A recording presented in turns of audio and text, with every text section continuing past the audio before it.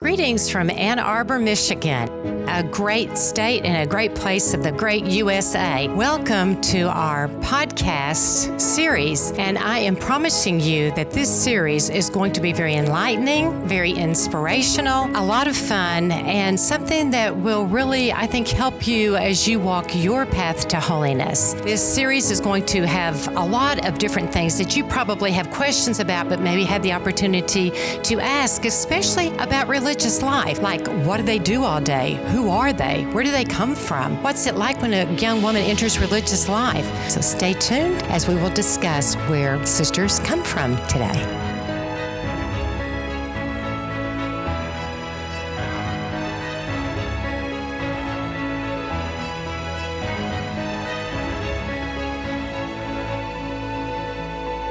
Welcome back to LE Digital and our podcast series, The Truth Will Set You Free.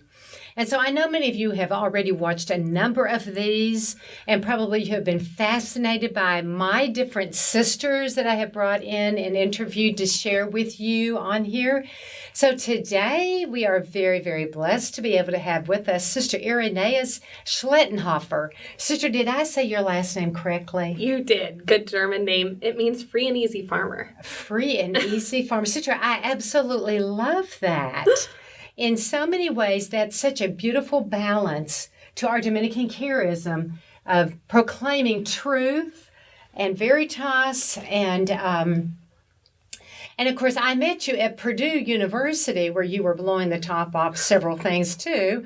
But at the same time, let's keep that a bit on the back burner and go back to your beautiful upbringing in Indiana. So I grew up in central Indiana, and my parents both grew up on farms, and we had sort of a hobby farm.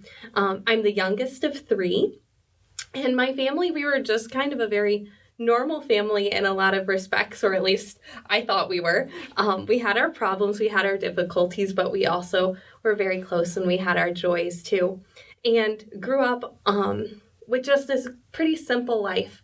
My mom originally actually was a Mennonite and had converted to Catholicism just before my brother was born. Wow. And so we went to Mass as a family every Sunday, and prayed before meals, but really it was just the living of our normal life and the love in our family that kind of helped me understand God's love for me. How beautiful. But then, even as I was growing up, I have one particular memory that I just love, and it was actually on Good Friday. My family went to the Veneration of the Cross on Good Friday. I think I was probably 11 or 12. And it was just this amazing and deep sense of that Jesus died on the cross for me.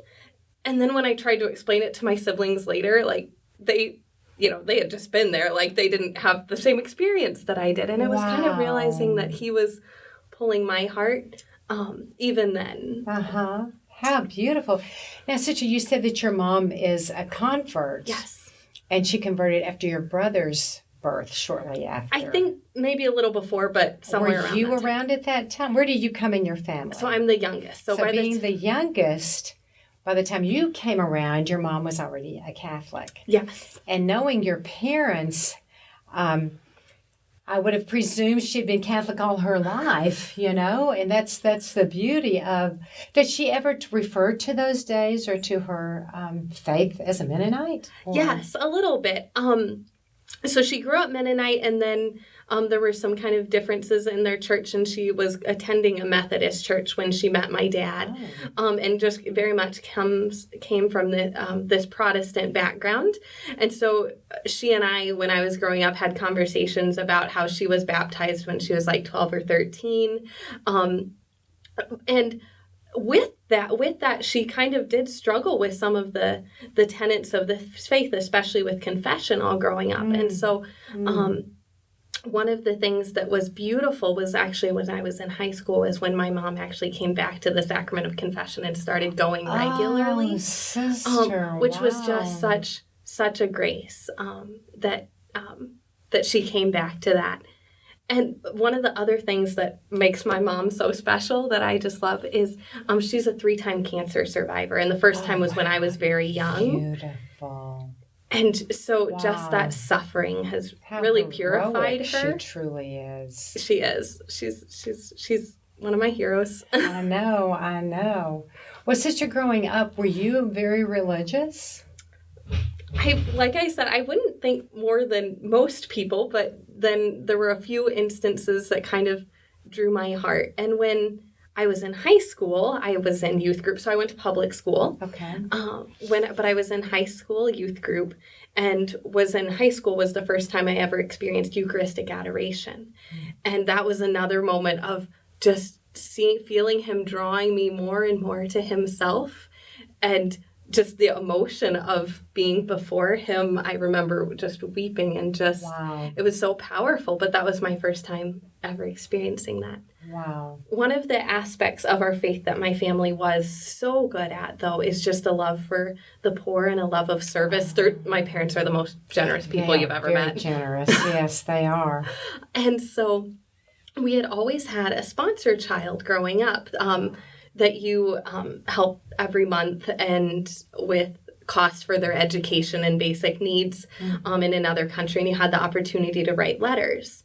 So when I was in high school, I started writing my letters in Spanish, and I was really excited about that to Maria in Guatemala. Oh. But an amazing opportunity happened for our family that we had the opportunity to go visit Maria in Guatemala when I was 16 years old. Beautiful. Total miracle. Wow. And while I was there, that was another moment that I really can point kind of my vocation back to. Standing in this beautiful place, there's volcanoes all around, in a very similar area to where Father Stanley Rother, Blessed Stanley Rother was when he was a missionary. Beautiful. But just standing there on these flat rooftops and looking out, I remember praying out loud, and I didn't really pray all that much at that time. And I probably would never have prayed spontaneously out loud ever at that time. But saying to the Lord, I want to serve you in the church. And I didn't even know what that meant. And how old were you? 16. So it took me a long time to find my vocation, but little hints all along the way. Beautiful. That's beautiful. Do you think your own openness to the faith perhaps in some way maybe influenced your mother? I think maybe, and I hope and I pray, just even actually in the last several years, seeing my parents grow so much deeper in the faith, even since I've entered the convent, it's been total grace. Yes, how beautiful. The importance of children living their faith, and how many times do our sisters come home from various schools and say that it's little Johnny or little Kathy or whoever who really is bringing the family back to prayer when the child goes home with the excitement of a child for God and for the Blessed Mother and the saints and for the entire mystical body of Christ with such freshness and enthusiasm and joy and love that her family is much bigger than they would have ever thought of before. Another thing you mentioned, Sister, which is a common theme of our sisters before they enter, not 100%, but a very strong percentage have already been praying in Eucharistic Adoration. And you mentioned very clearly. Now, how did you get drawn into Eucharistic Adoration? So when I was in high school, it was predominantly at retreats and things that they would have like a Eucharistic Holy Hour and maybe the procession of the monstrance around. And that was pretty much my only experience when I was in high school. But when I was in college, I started kind of going deeper into my faith, coming home into it in a much deeper way. And at Purdue University, where I went to college, there was an awesome Newman Center. And there was a chapel where the tabernacle was, of course, always there, but Jesus was exposed in the Blessed Sacrament for a number of hours every day. And so it started happening. I was at Purdue to study agriculture, and that's very much part of my background. But while I was at Purdue, I started realizing that what I wanted to do more than anything was just be in the church. So I would make a visit after one class, like on my class, after class on the way home, or between classes, I would stop in for a few minutes because I just wanted to be with him, be in his presence. How beautiful. Would you say there were other students that had a similar desire, or was it just a few of you? Oh, it was different to differing degrees, but the amazing thing about St. Thomas Aquinas, the Newman Center there, is that there were a number of students really on fire for the faith, and that's what inflamed my own heart, really. Beautiful. And so they called me to holiness in a similar way to our community life still calls me to holiness, that it's my sisters that make me want to be a saint. So peer pressure in the right manner. Exactly. For the good, the true, the beautiful, for God. Yes. Beautiful, sister. And how did you select Purdue University? Well, so like I said, I grew up with this agricultural background, and a particular passion of mine was I was a beekeeper. Oh, interesting. Tell us about this. Well, so I started keeping bees when I was 12 years old, and basically I convinced my parents that, like, it was a good idea. Oh, so this was all your idea. Yes. Okay. They eventually did agree, and then I cleared out my little 12-year-old bank account and bought all the hives and the things. Oh, my goodness. And so then when I was in high school, I had a beekeeping business. I sold the honey. I made value-added products. I loved selling honey, making the different products, cooking with honey. All of those were things that I loved. And so then when I got to college, I actually started off in natural resources and environmental science because I also just love everything about God's creation in our natural world. Okay. But as I went on through school, I actually had an internship where I traveled all around the United States promoting the beekeeping industry. Oh, sister, how exciting. What time of year would you have done that? So so the position was called the American Honey Queen, and you are the American Honey Queen, sister? Was the American. You were the American Honey Queen. Oh, sister, that title gives me chills. So I traveled from January 2010 to December 2010, and I was on the road probably 3 out of every 4 weeks of the month. Wow! Went to 27 different states promoting the beekeeping industry. Oh my goodness! What did you do? I did school presentations, so got my feet wet in the classroom. I did fairs and festivals selling honey. I addressed a Mississippi House of Representatives. About the necessity for bees and pollination. Oh, okay. Good for you. But, sister, I realized, and this was when my vocation started to stir, was during that year. In the middle of all the bees, where's this vocation? I know. Okay. Well, so I was, I would stay in hotel rooms. And by this point, I had visited the community, which we could talk about that in a few minutes. But I would, Google religious life, because you can only watch so much TV. Once you've spent that much time in hotel rooms by yourself, you can only watch so much TV. So I'd start to Google religious sisters, and our community would keep coming up. But also in this time, I was selling honey, and I love selling honey, and I love talking about bees, both very good things. But even I started to realize and have this sense of, I want to give my life to something that really matters, even more than honey and bees, right? And I can sell people pretty much anything. I believe you. Definitely. But I want to sell them something that'll set them free. Beautiful. And so that was another part of that picture. Beautiful, sister.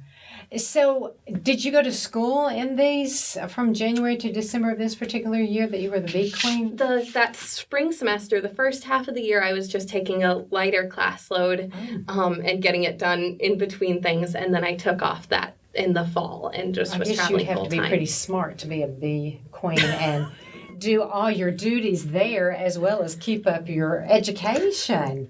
So when I came back, I changed my major to agricultural communication and managed to graduate still within that four-year time period. And for our audience, what is agricultural communication? So talking to people about the agriculture industry. What you had been doing is so basically what I had been doing and had realized I was pretty good at.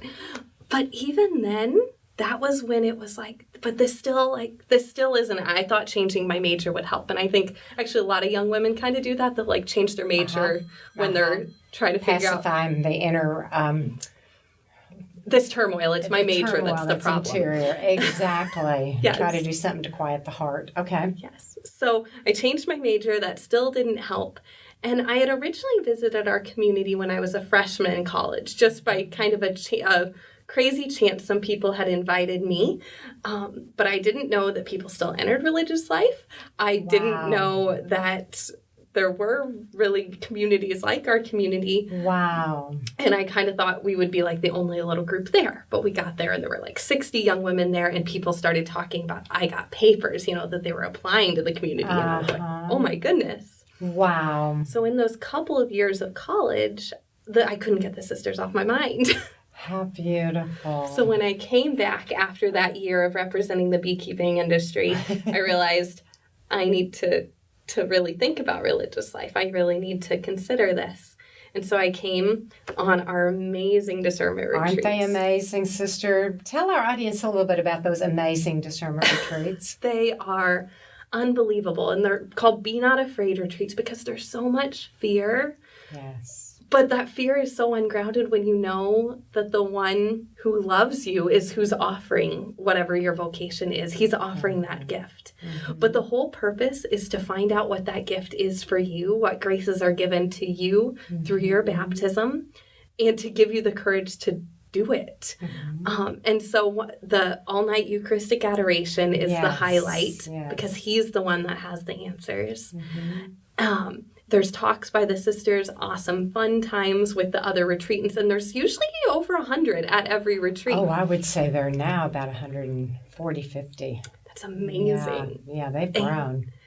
And then there was the opportunity when I was a junior in college when I came back was actually to talk to you. Yes. You remember that day? I remember it very well, sister. Definitely, yes. And I came in, and I think I told you that day that I'm more sure than I want to be that I have a religious vocation. That's how you phrased it. That's exactly how you phrased it. I thought, well, this is good. I like you. God is getting you. He was getting me, and he was kind of pulling and pushing all at the same time. And I was just trying to say How did your family react? Well, we had some ups and downs. That's very typical, by the way. Yes. And they, such good people. Mm-hmm. And we had been praying in the parish had been praying for religious vocations, but I don't think my parents thought it would be their daughter. Gotcha. Mm-hmm. And so their initial reaction was supportive and good. Then when kind of some of the realities of what that would look like, kind of that physical distance and physical separation, it was difficult. Even within the first couple years of entering the convent, we were just kind of working things out. They were realizing that I'm still part of the family, that I still have such a love for them, and in a deeper way even. Yes, exactly. And that I pray for them every day. I was saying in a previous podcast in relationship to the young woman entering with her family, the family only in heaven will really clue in to how many prayers that one daughter has prayed for her family. Yes. For every intention before it comes, during the time, and even after, and thanksgiving for the graces received, for whatever her family needs. And even working with the young women before they enter, I stress that because I don't think a family has any clue. If you really want to get a lot of prayers and you want them solid and you want them promised, you get a son in the priesthood or a daughter in the convent. In our community, we pray for our families. And I think in shorter order, whatever amount of time it might take, the families catch on. So your parents come and visit, and they always have boxes and boxes of either, corn that they have put up and or jam or honey or so when you got these bees going in your family, they have truly kept that up and were the recipients of your idea when you were in high school. Yes. And they realized that the way that they loved me, which, all growing up, which was, food on the table Yes. and the family gathered together, that they could still love me that way by bringing food for all the sisters. And they do. And they've welcomed all the sisters into their family, Yes, which they has been have. just such a great grace. They are very, very beautiful. Now, sister, okay, so you entered with your college degree, without your college degree? So I entered right after graduated from Purdue. With your degree in agriculture communications. Yes. And then as a sister, previous episodes have explained the formation program that we have, which everyone realizes the incredible high quality of the intellectual aspect as well as the human and social dimension, which are so essential to our life in dealing with so many people, and that maternal heart being able to be developed and understanding people and loving people.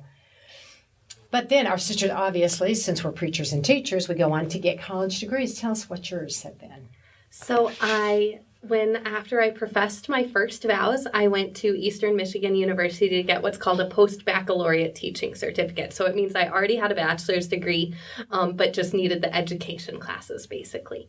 And so my focus area was elementary education, but also integrated science, teaching especially middle school science. Good. And as a middle school science teacher, I just love bringing that same wonder and joy that I have. Yes. To bring that to them. Do you teach them about bees? Yes. I teach them about bees. And birds? Birds and bees?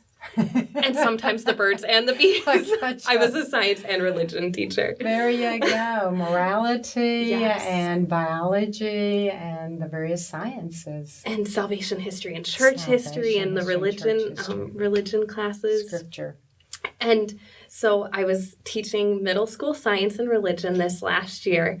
But Mother and the council discerned and are sending me to get a master's in biology at the Catholic University of America in Washington, D.C., which I'm super excited about. You should be. And you will do a beautiful job. And Sister, thank you also, and I want to say this in front of everyone, for being so vocation-oriented. Sister has been my assistant, and we just create beautiful storms everywhere we go of young people truly seeking the divine plan for them and their lives, because they were created by God with a specific way of getting back home to heaven, which is called their vocation, their own unique hearts, how they are to give themselves totally to another and to receive another. And so is that certainly through the married vocation, which most people are called to that beautiful vocation and that sacrament, and to raising their children.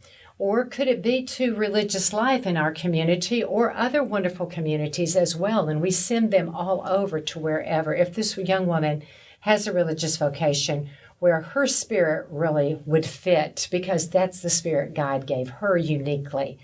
And so, Sister, I just really want to thank you and say that you're always pure joy to work together with, and we really do create the storms, and I love the whirlwinds that we create for God. Set some hearts on fire. Amen. God bless you, Sister. Thank you so very much, and thank you, Sister Irenaeus.